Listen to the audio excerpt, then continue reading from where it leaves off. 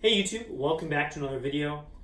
Today, since I have some time free and I've been thinking about this for a while, I want to talk about collecting trombones. Collecting is a thing that I've kind of talked about before and how I don't like to do it. I like to have instruments that I can use. That's like the purpose of having all these instruments is I have niches for everything. I can use them in places. And if I don't use them a lot, they still have some kind of purpose in my lineup. However, I have found myself starting to gather instruments that might not have very much or any of a niche in my yearly playing. Like, there's just no reason I would bring it out. And so thought I would talk about the 4 trombones that I have right now that are kind of collector instruments, and whether I keep them long term or not, and why I have them right now. So let's start at the top. I think we'll start with this one. We've seen this on the channel, of course. All of these have been seen. This is my Ukrainian German style trombone.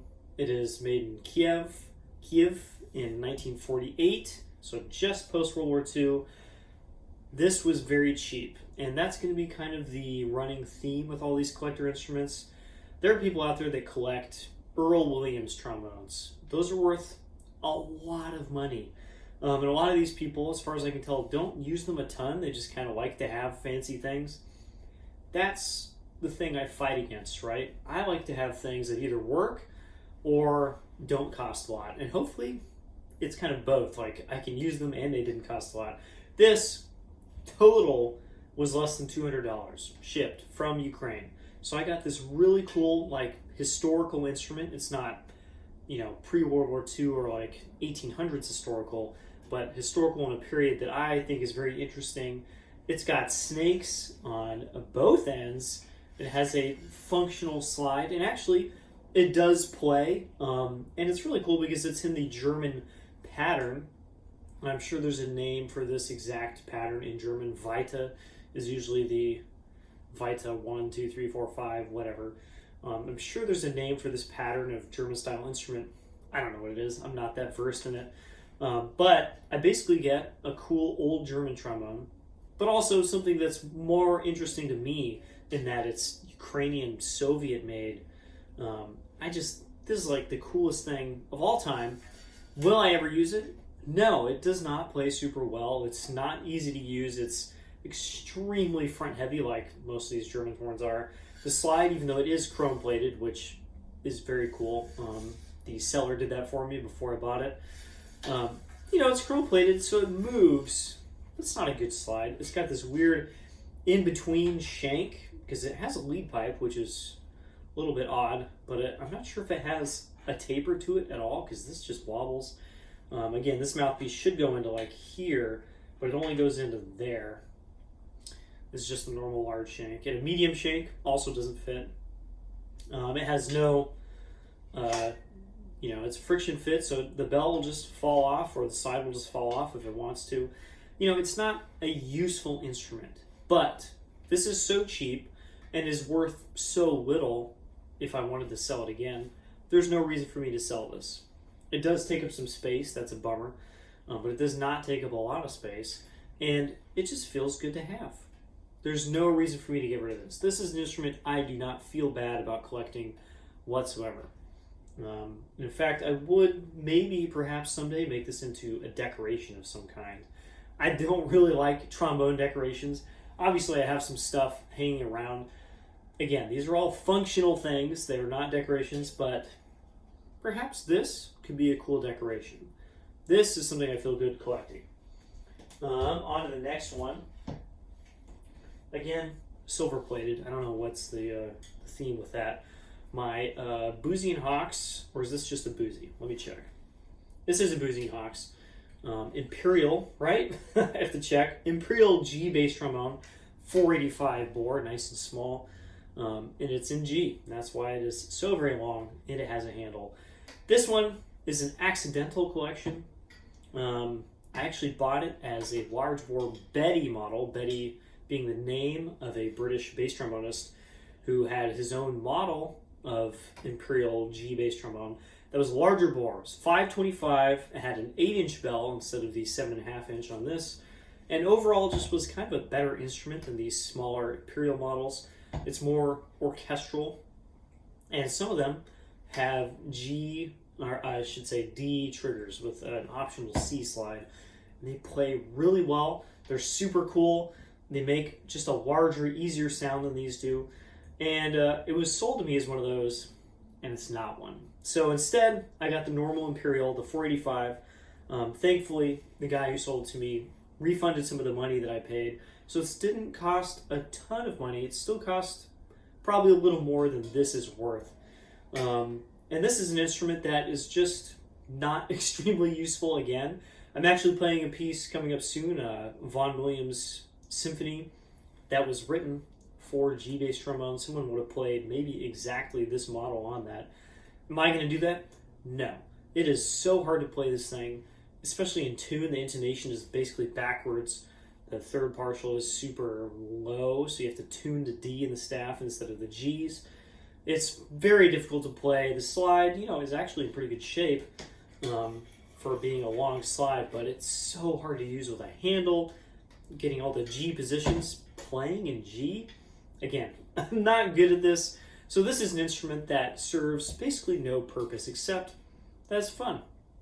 And again, like the Ukrainian trombone, is not worth a lot of money. This one, if I happened upon a G Betty model, the larger one with perhaps a D trigger, I would probably buy that and I would sell this even if I made a loss on it. I just wouldn't need to keep it around. I'd much rather collect the Betty model, the bigger one, a little easier to play, than keep this. So this one, I'm cool with having for now. It's fun to just get out and just honk on. I recently got a small shank. It's been modified, of course. Small shank 2G, and it makes this thing honk. It has an amazing sound. Honestly, it sounds great, but it has an amazing low register, and the pedals just leap out of the instrument.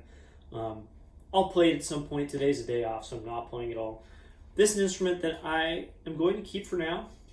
But again, if I happen upon a Betty, I'd much rather collect one of those and get rid of this. So this one, not around forever, perhaps. We'll see. Now, there's a running theme with the next two in that they are in-between instruments. They're not a bass trombone like the Bach 50. They're not a tenor trombone. They're right there in the middle. Let's start with this one first.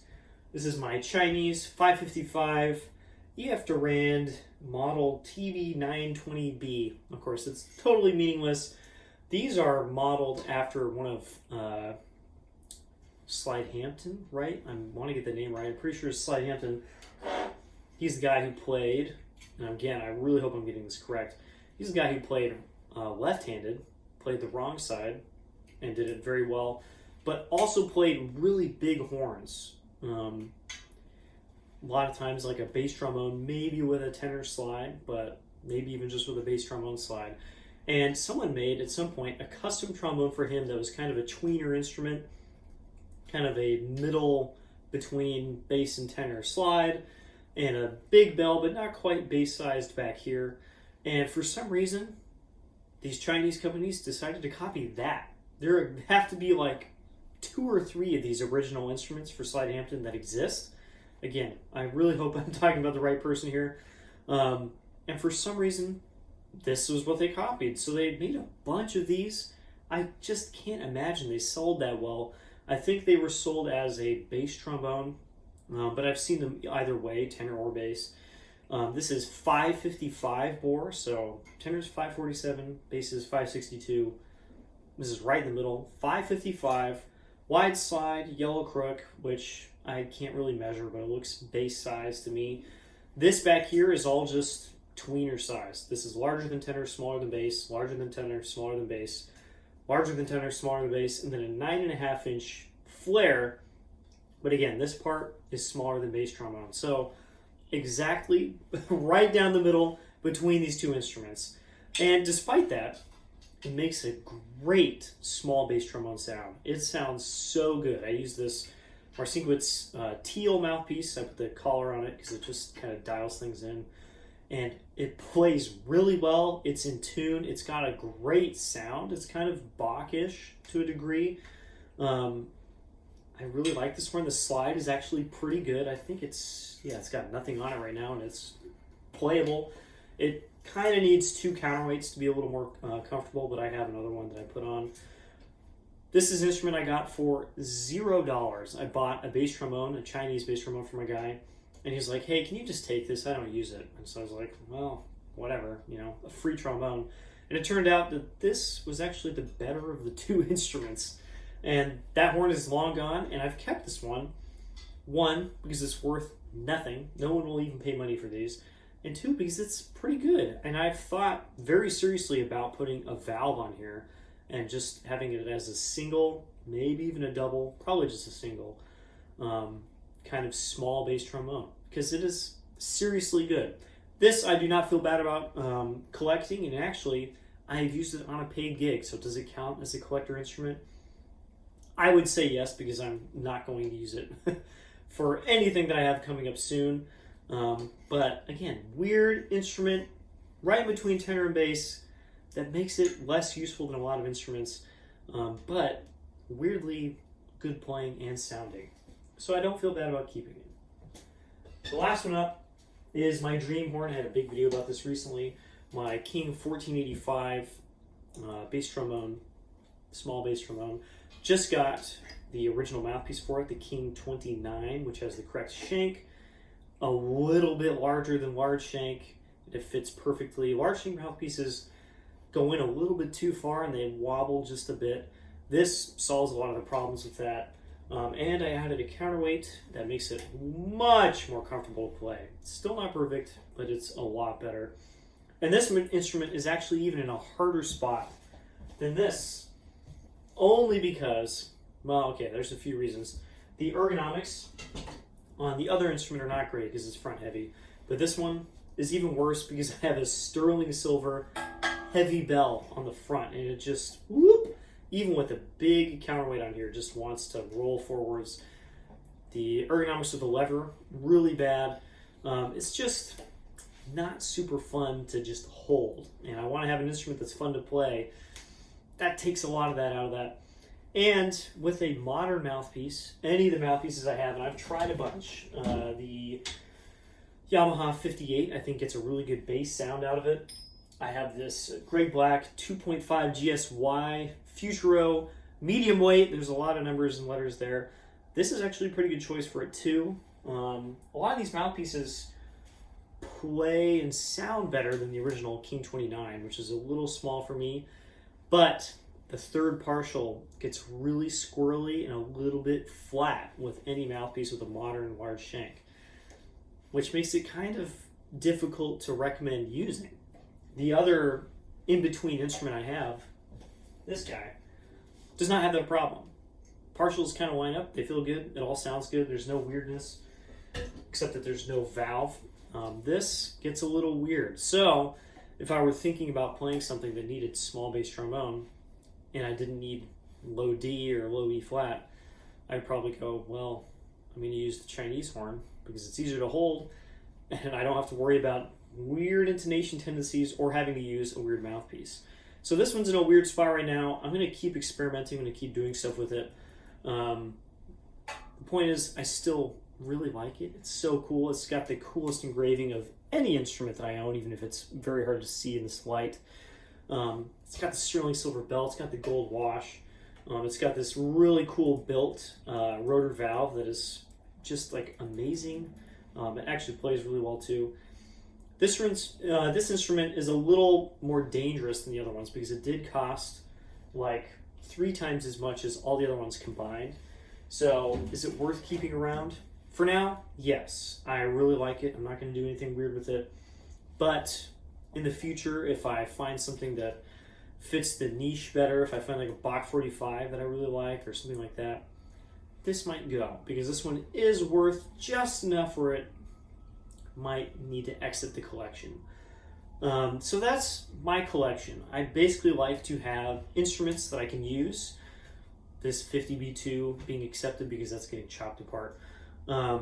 Everything else that I have a niche for, I have a use for, and if I don't, it gets sold. These instruments are not worth enough money, or I think they're cool enough that I keep them around. This is probably the most dangerous one just because it is worth enough money that it might be worth more as money than as something taking up space in my room. And that's how I like to collect. And if I want to impart any wisdom, it's how I would like other people to collect. I see people that have, for instance, there's a guy I met at NAMM who had like 40 of all of the top model 547 trombones out there. The Edwards and Leslie, 10 different Shires. Every one of these instruments, he had tines, he had everything, like 40 of them all lined up on stands. And I was like, that's like $100,000 in trombones. What are you doing with that? You can't play them. You're not going to use all of them. There's probably 20, 30 of those you haven't played in years because you can't. That's the kind of collecting that I don't understand. I'm not mad that he does it, and it's probably keeping some companies in business, which is good. But for me, that's excess. I like to have things that I use, and if I don't use it, it gets out of here. These are the exception, and maybe this is where it stays. I don't really feel the need to collect any other instruments. I even just saw a cool German trombone today, and I was like, that looks neat. No, I'm not going to buy it because I'm never going to need a German trombone that I actually play that's going to cost like $2,000 or much more. I don't need that. So I don't find myself searching those things out. Vintage box. I like them. They're cool, but I'm not going to spend $4,500 on a Bach 36 just because it's in New York. I don't need to do that. And I would recommend that other people maybe think about doing the same. Perhaps not buying King 1485s. They don't need. So that's my ideas about collecting. Don't really do it if you don't want to. And if you got like millions of dollars, go right ahead because you're help keeping these companies in business. That's all I got for now. I will play more for you later. I have some new instruments and new mouthpieces and stuff, and I'll talk about those soon. Bye-bye.